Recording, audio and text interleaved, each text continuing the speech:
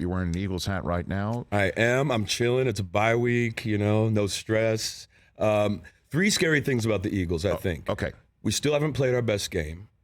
Howie Roseman's going to make a move before the trade deadline to bolster the D-line.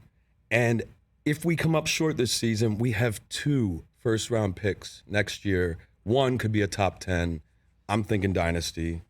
I like you using the dynasty word, or the D word, which the gentleman behind you would say stands for Dallas. I mean, it does. So, but I think the aspect about what you just laid out and the draft picks, Ryan, the neat part about it for you, and I think, is that all of these draft choices, whether they were this year or next year, the stockpiling of them has always been mentioned as, well, just in case Jalen Hurts doesn't work out, right, they can go and use those picks and get some kid out of college. Right. I think that's to bed. I think that has been put to bed. I think so, too. And that this is Jalen Hurts' gig. He is a rock star in this league, and the first 6 games prove that. I just saw today, and everyone should seek it out as well. I guess NFL Films had him, they captured his speech to the team after they won against Dallas on Sunday night. This guy's a leader. This is his team. He is an absolute leader, and he continues to develop. Unlike other players that sometimes plateau or you hear they're uncoachable, he's the opposite. His dad was a coach. He wants to improve. I think he's not satisfied with where he's at even now, even though he's made improved leaps and bounds from last year. But I believe, and he's such a guy of character too, man. Like, he says the right things. He does the right things. You can tell the guys are behind him, believe in him. It's exciting. Yeah, he doesn't want to talk about his record because nobody, didn't want to talk about it when they were 2-5. Right. Don't want to talk about their 6-0. He does say the right things. But again, even going into this season, I was talking about how the Eagles are going to win this division. I liked it, and I thought Jalen Hurts was their guy for the future. And I know that there are, sports talk radio folks in Philadelphia who like it only when it's something for them to get upset about. Yeah. I got a lot of grief back on the old Twitterverse from folks in Philadelphia saying you didn't watch the end of last season. You didn't see how dreadful the end of the season was, and you only saw that playoff game at the end and so on and so forth. I just think you got the right guy. And I think the first 6 games has proved it. And I would say Howie Roseman. He did an amazing job, one of the best off seasons in our team history. Before the season started, I didn't expect 6-0, but I looked at this roster top to bottom, and they didn't have the typical holes that Eagle teams in the past have had. Glaringly, wide receiver has been an issue for us. We haven't had solid linebackers since I don't know when. The secondary now with Chauncey Gardner-Johnson and getting James Bradbury, how the hell the Giants let him walk? I don't understand. I think was that a cap thing, Chris? Where has I don't know. Been. Where they just handed him. He's a Pro Bowl corner right now. He's been amazing. Yeah, him and Slay. Yeah, and so looking at the roster before the season started, I could find no issues. I was excited for each dude at each position. Yeah. And that's a rare thing for any team, but particularly for the Eagles. So then where's the trap door? What do you think? Or Our biggest opponent is health, really.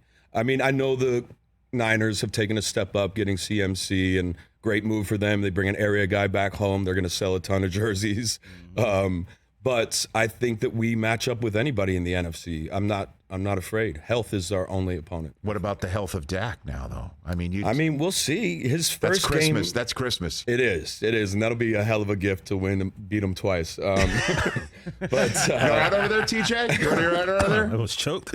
No, here's my thing. Dak, obviously amazing, talented player. His first game this season before he got hurt, granted it's week 1, didn't look great. I mean, we'll see what issues they have once he comes back or whether or not they don't. But, they're obviously going to challenge. Yeah. Right, and I guess you got Minnesota at 5-1. You saw them in week 2, and you dispatched them as their only loss of the season so far. And Brady they're 3-3. And Green Bay sitting there at 3-3. Neither of them look like they can currently right now compete with a team that can put points up on the board running the ball like the Eagles can, and then defending. I know you were singing the praises of Jordan Davis as you sat down in the chair during commercial break. He is a grown-ass man. One of the largest human beings I've ever seen in person in my life. And you saw him when? When did you see him? He made Lane Johnson look small.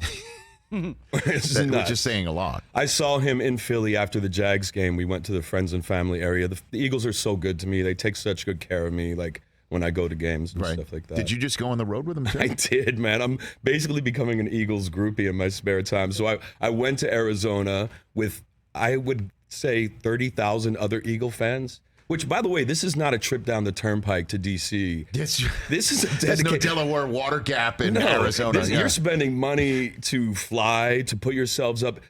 Most dedicated fan base, I think, in sports, Philly. And like, look at Citizens Bank. So our coach, our manager was in New York for many years, the Yankees, right? Yeah. He said he's never seen an atmosphere like he did at Citizens Bank Park during the Braves series. Well, I'll push back on that one. I'm just saying. That's what he said, you know. From all his days of the Yankees. Okay. But it was shocking, Rich. I would go out into the concourse, you know, to get a drink or use the bathroom, and it was nothing but a sea of green jerseys. In Arizona. Yes.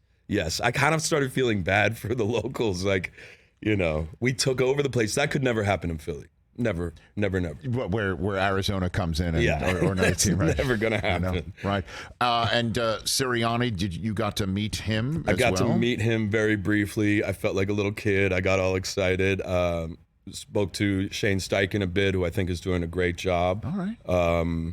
Yeah, man. And then when we were at the Jaguars game in Philly, Jason Kelsey gave my son his jersey and signed it for him right in front of him. Jason Kelsey is terrific. A Hall of Famer. I agree with you. Didn't you come out with a list the other day on Twitter of guys who are currently in the NFL that you know are Hall of Famers, and you put both Kelseys on there, I right? did put both Kelseys on there. Yeah, it's just, I was thinking about guys, if their career ended like right now, who do you know for 100% sure Hall of Fame locks? Right.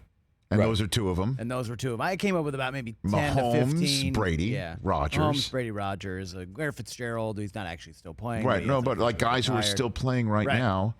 Who else? Let me see if I can find this list. Who else would you include on that front right there? That's an interesting one. Another thing I found interesting Watt. recently was there are only 6 modern day centers in the Hall of Fame. Only 6. Wow. Mm-hmm. And he's going to be 7th.